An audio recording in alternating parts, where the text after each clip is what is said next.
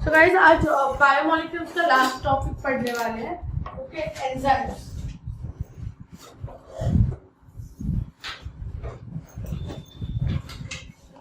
कौन सा चैप्टर पढ़ रहे थे अपन? बायोमोलिक्यूल. कल डीएनए आरएनए खत्म कर दिया था हम लोग ने. आज के सेशन में हम बात करने वाले हैं एंजाइम्स की. एंजाइम्स पे बहुत बार क्वेश्चंस बनते हैं. ठीक है, देखो एंजाइम्स बेसिकली ना Lewis pasture he was studying के फर्मेंटेशन कैसे होता है, क्या होता है, राइट. और फिर उनको देखा कि यीस्ट डालने से फर्मेंटेशन जल्दी होता है, केक ब्रेड जल्दी फूल जाता है. तो बाद में there was a person called as Edward Buchner. इन्होंने यीस्ट में सबसे पहला एंजाइम डिस्कवर किया.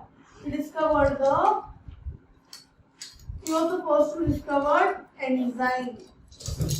और ये एंजाइम था जाइमेज एंजाइम, जो बेसिकली यीस्ट डालने से जो ब्रेड फूकता है उसके. तो ना एंजाइम्स क्या होते हैं, स्ट्रक्चर कैसा होता है. सी एंजाइम्स बेसिकली होते हैं बायोकैटलिस्ट.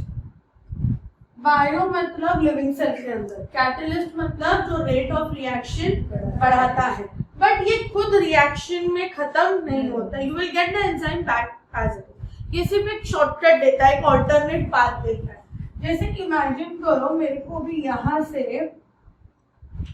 इधर and when I have to go, उधर एक पहाड़ है, राइट. सो मुझे अगर एक पॉइंट से बी पॉइंट पे जाना है तो I have to cross the mountain, come down.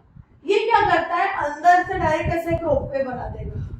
समझ में आ रहा है. या फिर ये एक छोटा इजी पाथवे देगा, शॉर्टकट बना देगा, टनल बना देगा.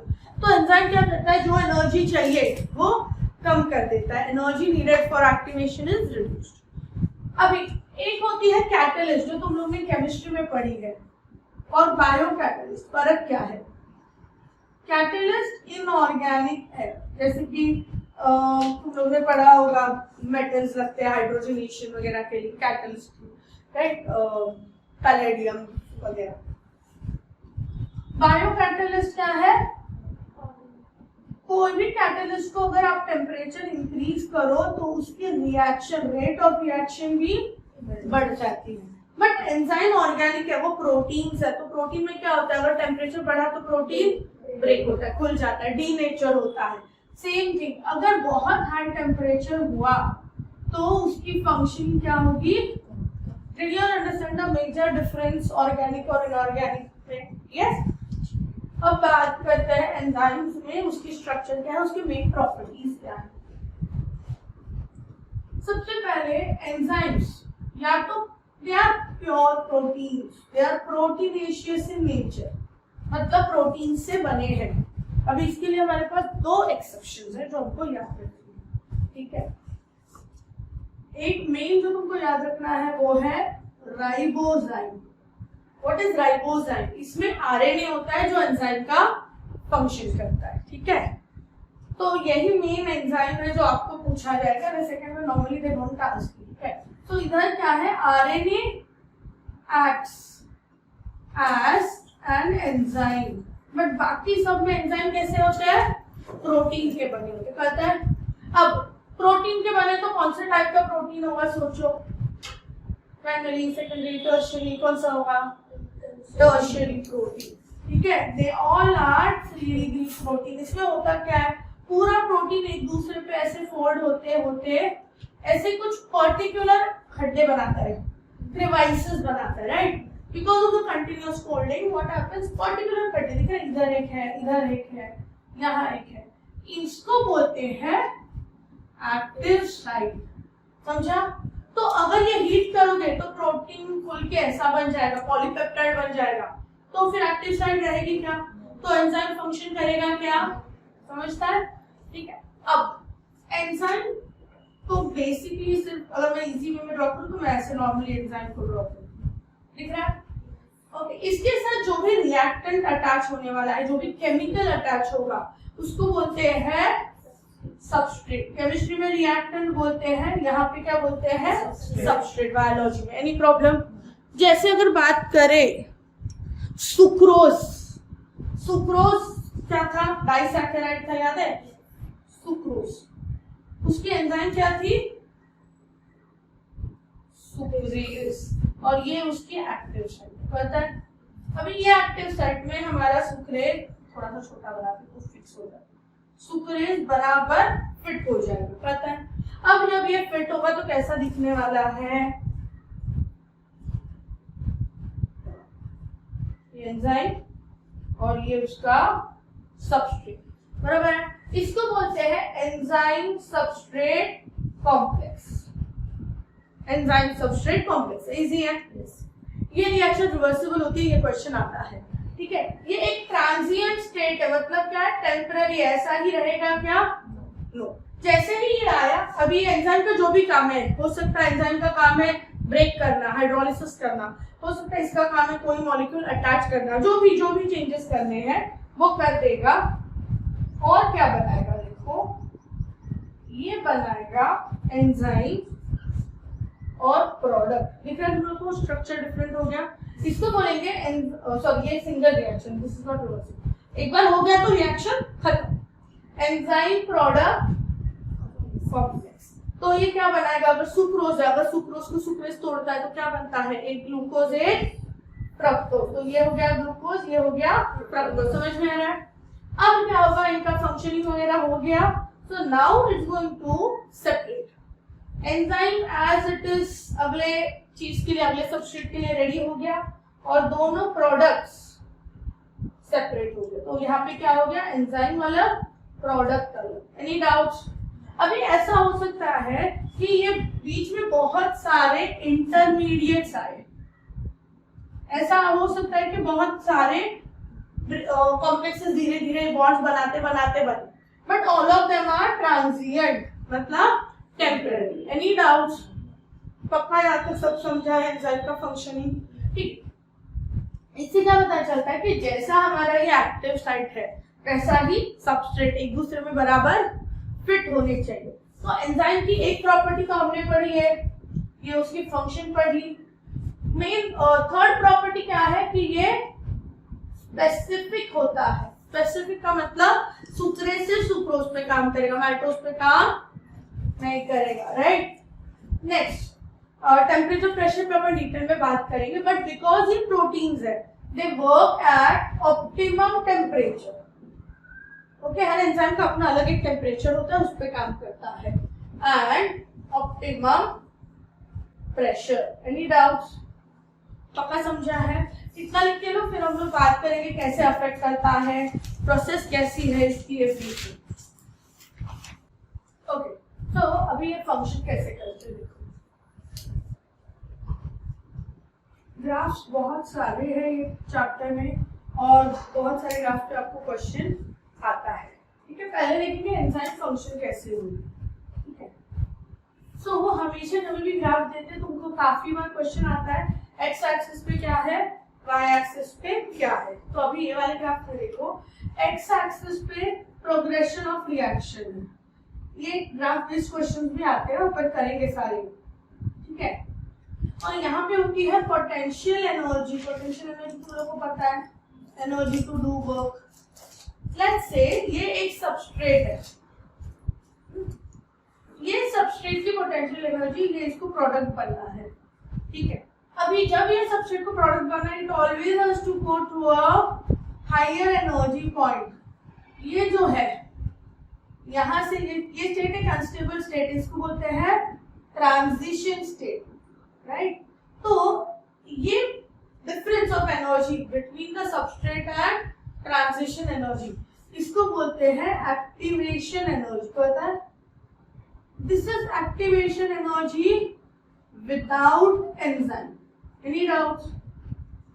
विदाउट एंजाइम, एंजाइम नहीं है तो इसको इतनी एनर्जी लगेगी, लेट्स से उसको 1000 जूल्स लगे, बट जैसे ही मैं एंजाइम डालती हूँ ये कुछ ऐसा हो रहा है। क्या हो रहा है? Activation energy.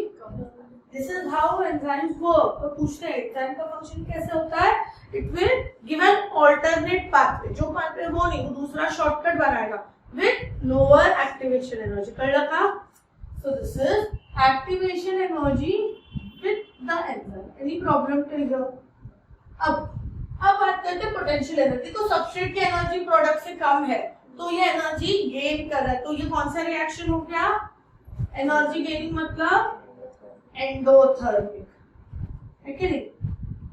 हो सकता है हमारा ग्राफ वही ग्राफ ऐसे भी हो, सबस्ट्रेट ऊपर हो प्रोडक्ट नीचे है, तो भी एक्टिवेशन एनर्जी तो होनी ही है। करता है यस, एक्टिवेशन एनर्जी जो है वो ट्रांजिशन पॉइंट पे लेके जाएगी। ट्रांजिशन पॉइंट पे सबसे ज्यादा पोटेंशियल एनर्जी है, that is why it is unstable because it has very high energy. Doubts? ये वाला ग्राफ दिया तो किसके लिए होगा? Exothermic is easier. केमिस्ट्री में पढ़ा। अभी मैंने तुम लोग को जो बताया कि एंजाइम और सबस्ट्रेट बाइंड करते हैं, तो उसकी दो थ्योरीज है how they bind. Okay, how do they bind? Theories of enzyme substrate binding. Mechanism क्या होगा? देखो, एक बोलता है कि एंजाइम पूरा लॉक के जैसा है, चाबी के लॉक के जैसा है,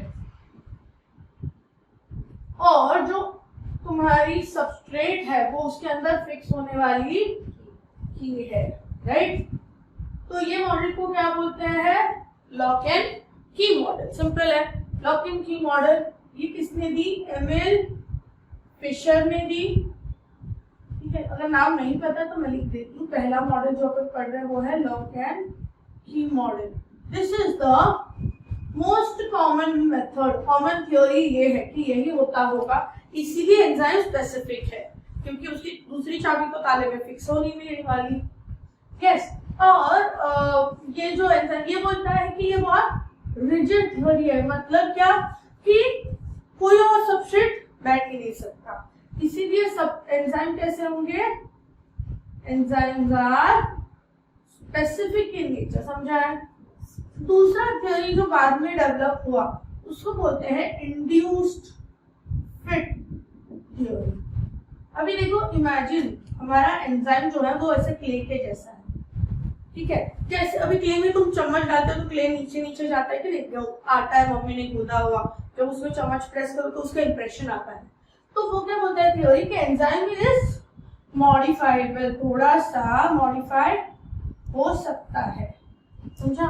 तो जब इसके पास सबस्ट्रेट आ रहा है, अगर ये सबस्ट्रेट है समझो, तो एंजाइम उसके हिसाब से खुद को चेंज करके लेगी। कहता है it will induce changes so that it can fit, उसके अराउंड बॉन्ड्स बना लेगी। कहता है का दिस वाज गिवन बाय कॉशलेट। ये न्यू थ्योरी है और ये क्या बोलती है कि एंजाइम इतने भी स्ट्रिक्ट नहीं है, इतने भी रिजिड नहीं है, ठीक है? जैसे जैसे आपका सबस्ट्रेट आएगा वो मॉडिफाइड होता जाएगा। डाउट्स?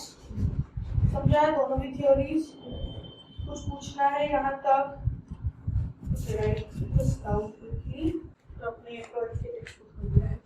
पहले बात करते हैं नेमिंग कैसी होती है। तो अगर मुझे एंजाइम की नेमिंग नॉमेनक्लेचर करना है तो पहला तो सबस्ट्रेट लेते हैं, सबस्ट्रेट का नाम लेके उसको एज लगा देते हैं। जैसे कि अगर सबस्ट्रेट सुक्रोज है तो एंजाइम इजी। ओके, सेकंड चीज क्या करते हैं, जो भी उसका फंक्शन है वो लिखते हैं। जैसे अगर कार्बन डाइऑक्साइड निकाल रहा है तो वो होगा डी कार्बोक्सिलेज, पता है? ओके, अगर हाइड्रोलेज, आयोडोसेज, जो भी है उसका फंक्शन के हिसाब से। जो finally actual naming of enzymes rules के हिसाब से जो इंटरनेशनली अभी फॉलो होता है वो क्या है कि दो वर्ड्स में होना चाहिए। पहला वर्ड होगा सबस्ट्रेट, उसके आगे जो भी एज सॉरी सबस्ट्रेट, और फिर उसका फंक्शन बोलेगा। फॉर एग्जांपल, अगर मैं पाइरुविक एसिड जो 3 कार्बन है उसमें से कार्बन डाइऑक्साइड निकालूं तो वो एंजाइम का नाम होगा पाइरुवेट डी कार्बोक्सिलेज। समझ में आ रहा है? यस। या फिर मेरे पास लेट्स से ग्लूटामिक एसिड है और पाइरुविक एसिड है, मैं एक से दूसरी की तरफ एक कुछ ट्रांसफर कर रही हूँ, अमाइनो ग्रुप ट्रांसफर कर रही हूँ, तो होगा ग्लूटामेट पाइरुवेट ट्रांसअमाइनेज। ट्रांसअमाइनेज क्यों? ट्रांसफर किया, क्या ट्रांसफर किया? Amino group. क्लियर है? और लास्ट मेथड जो होता है वो है बेस्ड ऑन द सोर्स। अगर मुझे एंजाइम पपाया से मिल रहा है तो वो एंजाइम का नाम होगा पपेन।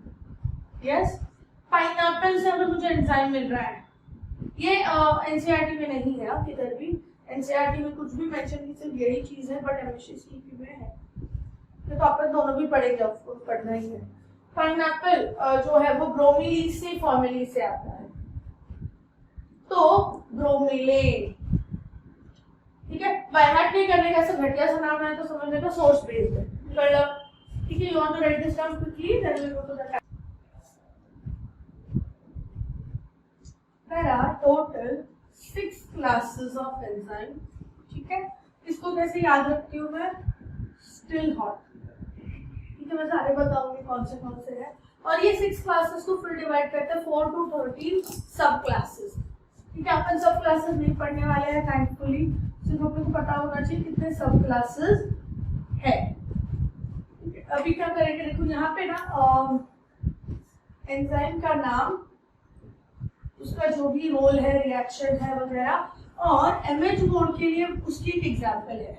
ठीक है, एनसीईआरटी में नहीं है तो नहीं पूछेंगे ज्यादा, बट एमएचसीईटी के लिए आएगा, तो मैं लिख के रखती हूँ, मोस्टली आया तो एमएचसीईटी में पक्का आएगा।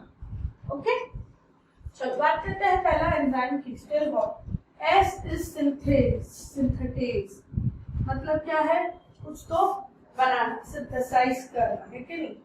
ठीक है, अभी ये वाला एनसीईआरटी में मेंशन नहीं है, not in how is it possible, तो लिखा नहीं है बट है।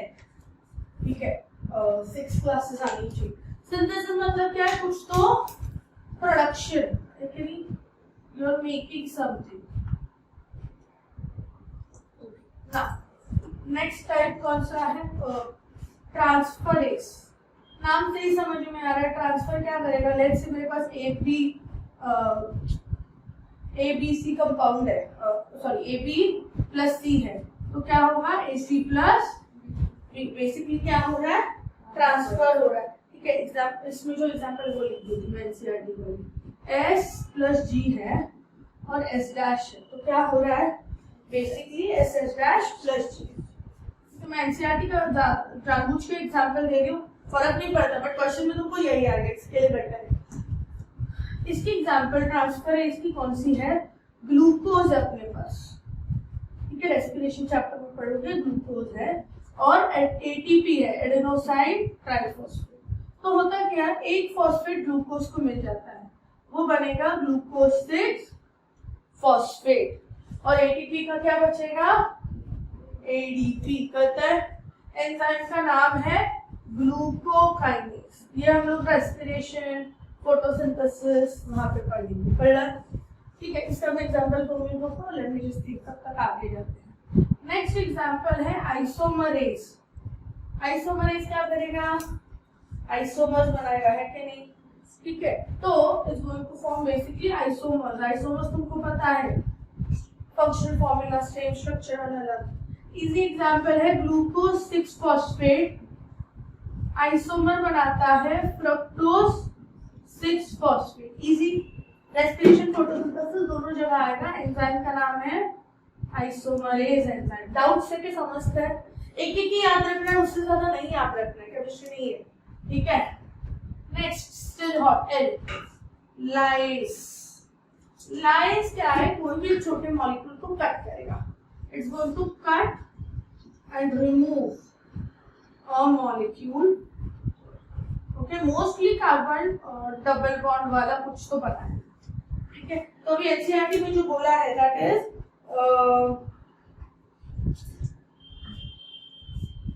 CCXY। इसमें क्या हो रहा है? C डबल बॉन्ड C और X और Y निकल गए। ठीक है, हाइड्रोलिज भी होता है, बट हाइड्रोलिज में हाइड्रोलिसिस होता है, 2 टुकड़े होते हैं, यहाँ पे एक छोटा मॉलिक्यूल बनता है। आपके टेक्स्ट बुक की एग्जांपल क्या है? Histidine. Histidine is breaking down into histamine plus carbon dioxide, तो क्या आया? कार्बन डाइऑक्साइड आया। कहते हैं तो ये एंजाइम क्या कर रहा है, कार्बन डाइऑक्साइड निकाल रहा है, तो नाम हो गया, करता है धोखे के ककू, करता है ना, ठीक है। एल हो गया और एक एल है हमारे पास, दैट इज लाइगेज। लाइगेज हमने डीएनए लाइगेज बहुत बार पढ़ा है। लाइगेज क्या करता है, दो चीज को चिपका के रखता है, right. It is basically linking to compounds CO, CS, Cl, कुछ भी बॉन्ड, ठीक है। Links to chemicals CO, CN, CS, PN, whatever, ठीक है। PN, PO, हाँ PO है। Any doubts still here? ठीक है। No, ligase ना। I'll come to the example right now. तो वो MSc example में check करें। H is hydrolase enzyme। Hydrolase वो है जो हाइड्रोलिसिस करता है, राइट। जैसे हमने देखो पढ़ा था डाइजेस्टिव सिस्टम में जो सारे एंजाइम्स आएंगे, प्रोटीएज प्रोटीन तोड़ने वाला, अमाइलेज स्टार्च तोड़ने वाला, न्यूक्लियेज, वो सारे। तो इजी एग्जांपल है अपना सुक्रोज, जो ब्रेक हो रहा है bye enzyme sucrase giving us glucose plus fructose. Doubt still now, ठीक है। ये सिंथेसिस में ये वाला रिएक्शन है, मेरे को याद आ गया। Pyruvic acid plus carbon dioxide plus ADP gives me oxaloacetate plus ADP। yes, ठीक है। ओके, अभी लाइगेज वाला मैं सब कुछ सोचती हूँ, तब तक तुम लोग लिख लो। यही 6 एग्जांपल्स है, यही 6 आने वाले हैं। Okay, so this is the 5th and the 6th is hot, HO रहेगा ना, ऑक्सीडोरिडक्टेज। ये क्या करेगा, रिडॉक्स रिएक्शन करेगा, नाम में दिख रहा है, राइट। ऑक्सीडोरिडक्टेज, ठीक है। तो अगर एक कंपाउंड है, समझो S is a reduced compound और S डैश इज ऑक्सीडाइज्ड, तो क्या होगा, S ऑक्सीडाइज्ड और S डैश रिड्यूस्ड। एग्जाम्पल है alcohol plus NAD, it gives me aldehyde plus NADH plus, understood? So that is it, yes। कैसे कैसे affect कर सकते हैं, देखो एक तो पहला फैक्टर है कॉन्सेंट्रेशन ऑफ सबस्ट्रेट। देखो इमेजिन तुम टिकट खरीदने गए हो, ये टिकट काउंटर है, वहां पे एक ही इंसान बैठा है टिकट लेने को, यहाँ पे टिकट लेने को 5 लोग हैं, वो एक ही स्पीड से देगा कि नहीं टिकट, एक को एक टाइम, एक को एक। अगर यहाँ पे 50 लोग होंगे तो भी वो वही स्पीड से काम करेगा, तो ये बढ़ा तो भी फर्क पड़ा क्या रिएक्शन में, वैसे ही सबस्ट्रेट बढ़ा तो भी रिएक्शन में फर्क नहीं पड़ता। क्यों, क्योंकि एंजाइम तो उतना ही है, एक्टिव साइट्स तो फिक्स्ड है, ऑलरेडी सारे एक्टिव साइट्स बिजी है। तो अगर मैं इसका ग्राफ ड्रॉ करूं, देखो अगर एक्स और वाई एक्सिस पे ध्यान दो, this is concentration of substrate, क्या बोलते हैं इसको, कॉन्सेंट्रेशन ऑफ सबस्ट्रेट। और वाई एक्सिस पे जो आता है that is velocity of reaction या rate of reaction. Rate chemistry में बोलेंगे यहाँ पे वेलोसिटी। वेलोसिटी कैसे मेजर करेंगे, कितना प्रोडक्ट बना, 1 मिनट में कितना प्रोडक्ट बना, 2 मिनट में कितना प्रोडक्ट बना, राइट। सो dp/dt, समझता है। अब रिएक्शन में टाइम देखो, अगर कॉन्सेंट्रेशन बढ़ रहा है तो पहले रेट भी बढ़ रहा है, बट एक बार एंजाइम सारे बिजी हो गए, all active sites are busy, है ना, सब बॉन्ड कर रहे, तो वहां पे रेट ऑफ रिएक्शन कांस्टेंट हो जाएगी, एक एंड सबस्ट्रेट निकलेगा तभी नेक्स्ट जाएगा, पता है, ठीक है। अभी ये जो है ये इसकी मैक्सिमम स्पीड है कि नहीं, इसको बोलते हैं Vmax, मैक्सिमम वेलोसिटी। अगर ये 10 है, समझो ये 10 है, तो हाफ Vmax कितना होगा, 5, yes.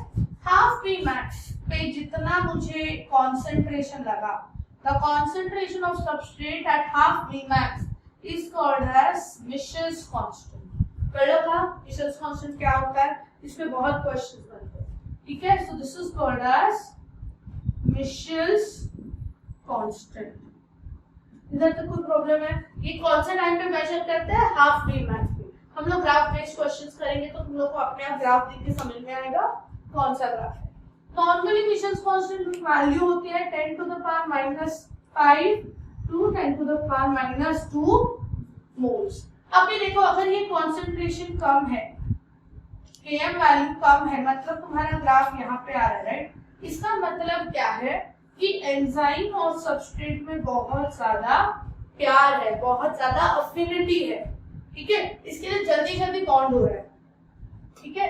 It has high affinity, but अगर ये Km वैल्यू दूर है, मतलब मेरा ग्राफ कुछ ऐसे धीरे धीरे जा रहा है, ठीक है? इसका मतलब क्या हो रहा है कि उन दोनों में बॉन्डिंग नहीं है, कहते हैं दे हैव लो अफिनिटी, वो लोग एक दूसरे से जल्दी से अट्रैक्ट नहीं हो रहे, कहते हैं। तो अगर मुझे फाइंड करना है कौन सा एंजाइम अच्छा है, मेरे पास दो एंजाइम है, तो मैं क्या फाइंड करूंगी? उनकी Km वैल्यू फाइंड करूंगी, देखूंगी किसकी Km वैल्यू कम है, वो एंजाइम बेटर है, वो जल्दी रिस्पॉन्ड कर रहा है, कर जाएगा पक्का? नेक्स्ट चीज इजी है, सेकंड फैक्टर है कॉन्सेंट्रेशन ऑफ एंजाइम्स। यही वाले एग्जांपल पे आ जाओ। अगर यहाँ पे मैंने 3 लोगों को बिठाया टिकट देने को, रिएक्शन बढ़ेगा कि नहीं? जल्दी काम होगा। वैसे ही अगर मैं एंजाइम बढ़ा रही हूँ तो रिएक्शन क्या होगा? जल्दी होगा। तो इसका ग्राफ अगेन एनसीईआरटी में इसका ग्राफ नहीं है, सिर्फ एमएसटी सीईटी वाली टेक्स्ट बुक में है। तो एक्स एक्सिस पे concentration of enzyme, Y axis पे वेलोसिटी। अगर एंजाइम नहीं होता तो रिएक्शन बहुत स्लो है विदाउट एनी एंजाइम, ठीक है? अगर मैं समझो 1 एंजाइम यूज कर रही हूँ तो रिएक्शन ये है, अगर मैं डबल यूज कर रही हूँ तो रिएक्शन और फास्ट हो रही है, पता है? डाउट्स है? समझ में आ रहा है पक्का? एग्जाम्पल कौन सा दिया? एनसीईआरटी में बोला एग्जाम्पल। तुम लोग ने मैंने तुम लोग को रेस्पिरेशन पढ़ाया था, उसमें क्लोराइड शिफ्ट पढ़ाया था, उधर मैंने बोला था कार्बन डाइऑक्साइड वाटर कंबाइन होता है, कार्बोनिक एसिड बनाता है, राइट? ये करने के लिए उसको एक एंजाइम लगती है, उसका नाम था कार्बोनिक एनहाइड्रेज। मैं बोली थी एग्जाम में आता है, हटोते है क्या? अभी ये रिएक्शन जो है ना, ये रिएक्शन बिना एंजाइम की प्लाज्मा में होती है, ये होती है प्लाज्मा में, सॉरी H2CO, और ये एंजाइम किधर है? आरबीसी। तो ये रिएक्शन किधर होती है? अभी प्लाज्मा में अगर ये रिएक्शन देखोगे तो जो स्पीड से होता है, एक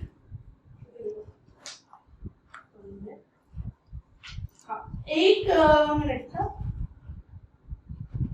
हाँ, एवरी सेकेंड में, हाँ सॉरी बना रहे, यहाँ पे 1 आवर में 200 टाइम्स रिएक्शन होता है, ठीक है? 200 मॉलिक्यूल बनते हैं। यहाँ पे विद एंजाइम 1 सेकेंड में 6 लाख टाइम्स मॉलिक्यूल्स बनते हैं। तो ऑब्वियसली कौन सा फास्ट है, right? Almost 10 million times rate increase होगा, पता है? इसीलिए एंजाइम इंपॉर्टेंट है। अगर ये काम नहीं करेगा तो अपन गए। अच्छा, कर क्या? और 2 फैक्टर से इधर समझा दूं, चलेगा? बात करते हैं थर्ड फैक्टर की, टेम्परेचर।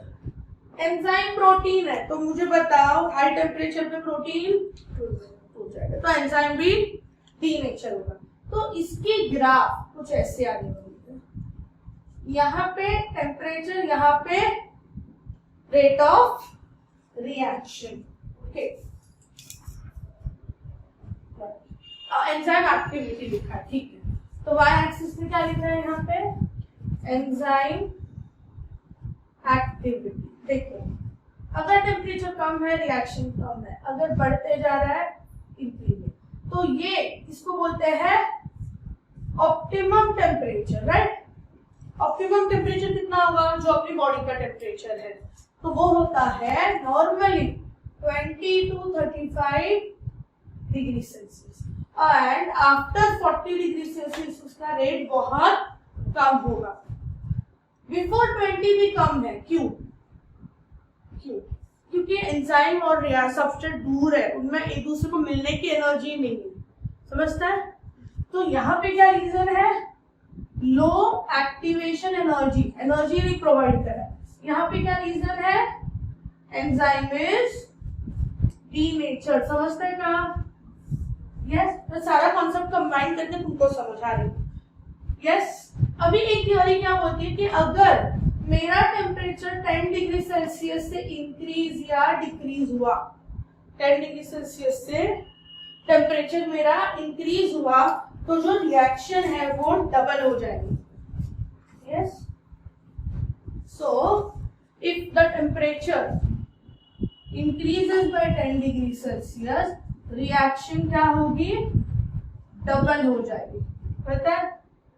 वही अगर मेरा टेम्परेचर 10 डिग्री से कम हो गया, ठंड हो गई, तो देखो हमको बहुत एनर्जी लगती है, बहुत भूख लगती है, क्योंकि अपना रिएक्शन क्या हो रहा है, स्लो हो रहा है, कम एनर्जी बन रही है, रिएक्शन हाफ हो जाएगा। अंडरस्टूड, डाउट्स है, पता है, इजी है। तो बेसिकली एंजाइम्स क्या है, हीट से अफेक्ट होते हैं, तो बोलते हैं कि हमारे एंजाइम्स थर्मोलेबाइल है। थर्मोलेबाइल मतलब टेम्परेचर से बैंड बजा सकते हैं। सिर्फ कुछ एंजाइम्स हाई टेम्परेचर पे काम करते हैं, पता है, का पार होता है मजा आ जाता है। हेवी हो रहा है, बहुत हेवी हो रहा है, ठीक है, चलिए मैं पूरा वापस बताती हूँ, टेंशन नहीं, इतना खत्म करते हैं, ब्रेक। कुछ एंजाइम्स हाई टेम्परेचर पे काम करते हैं, उनको बोलते हैं थर्मोस्टेबल। कौन से होंगे, तुम लोग ने पीसीआर में पढ़ा था नाम, टैक पॉलीमरेज एंजाइम, थर्मस एक्विटस। वो क्यों यूज किया, हमारा डीएनए पॉलीमरेज क्यों नहीं यूज किया, क्योंकि टेम्परेचर वहां पे बहुत हाई था। तो थर्मोस्टेबल एंजाइम का एग्जांपल कौन सा है, पता है क्या। यस, तो ये 100 से लेके 400 डिग्री सेल्सियस तक भी काम करेंगे। Doubts, last part, pH. देखो पीएच का ग्राफ भी ऐसा ही आता है, सेम आता है, तो पहचानने का कैसा, एक्स एक्सिस पे क्या लिखा है, उसके ऊपर सिंपल चीज है। अभी अगर बात करें प्रोटीएज एंजाइम, प्रोटीएज मतलब प्रोटीन तोड़ने वाला एंजाइम, दो है। स्टमक में होता है पेप्सिन, जो 1.8 से 2 की पीएच पे काम करता है, बहुत एसिडिक। वैसा ही प्रोटीन तोड़ने वाला एंजाइम जो ये स्टमक में है ना, वैसा ही एक एंजाइम हमारे स्मॉल इंटेस्टाइन में होता है, उसका नाम है ट्रिप्सिन, और ये काम करता है 8.6 के पीएच पे, बहुत ज्यादा अल्कलाइन पीएच पे। तो ये पेप्सिन इंटेस्टाइन में काम नहीं करेगा, करता है काम, इतना ही।